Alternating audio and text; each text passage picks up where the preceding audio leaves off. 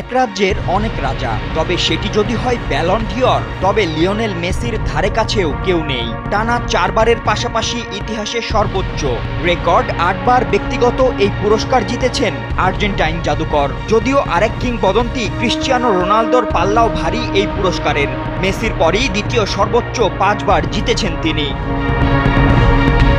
তবে দুজনের সময় ফুরিয়েছে ক্যারিয়ার গোধূলি লগ্নে। তাই তো ফুটবল দুনিয়ার এই শ্রেষ্ঠ পুরস্কারেও এখন আধিপত্য জমাতে শুরু করেছে তরুণ তুর্কিরা। গেলবার স্পেনের রদ্রি আর এবার উসমান দেমবেলে। সব মিলিয়ে মেসি রোনালদো রাজত্ব যে শেষ, সেটি যেন আবারও স্মরণে এলো। ওয়ালটন এখন দেশের সীমানা পেরিয়ে পৌঁছে গিয়েছে 50টিরও বেশি দেশে।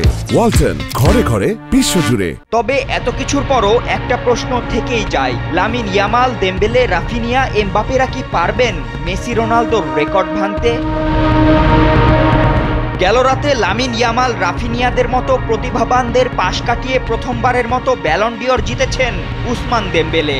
একসময় যাকে বলা হতো অনিয়মিত, শৃঙ্খলাহীন, প্রতিশ্রুতির চেয়ে প্রতিভার ভারে ক্লান্ত, সেই দেমবেলেই এখন ইউরোপের সেরা, বিশ্বের সেরা। পিএসজির হয়ে গত মৌসুমে দেমবেলের পারফরম্যান্স ছিল নিছক দুর্দান্ত নয়, বরং রূপকথার মতো। League 1, French cup, super cup আর সর্বোপরি বহু প্রতীক্ষিত উয়েফা চ্যাম্পিয়ন্স লিগ। মৌসুম জুড়ে 48 গোলে অবদান, যার মধ্যে 34 গোল ও 14 অ্যাসিস্ট। এমন পরিসংখ্যানই তার শ্রেষ্ঠত্ব প্রমাণে যথেষ্ট। এই পুরস্কার জয়ের পথে দেমবেলের প্রধান প্রতিদ্বন্দ্বী ছিলেন বার্সেলোনার কিশোর সেন্সেশন লামিন ইয়ামাল। শেষ ভোটের লড়াই জমে ওঠে দারুণভাবে, কিন্তু শেষ পর্যন্ত চ্যাম্পিয়ন্স লিগে পিএসজির গৌরবই পাল্লা ভারী করে দেয় দেমবেলের দিকে। 18 বছর বয়সী ইয়ামাল অবশ্য খালি হাতে ফেরেননি। টানা দ্বিতীয়বারের মতো জিতে নিয়েছেন অনূর্ধ্ব 21 সেরা খেলোয়াড়ের পুরস্কার, কোপা ট্রফি।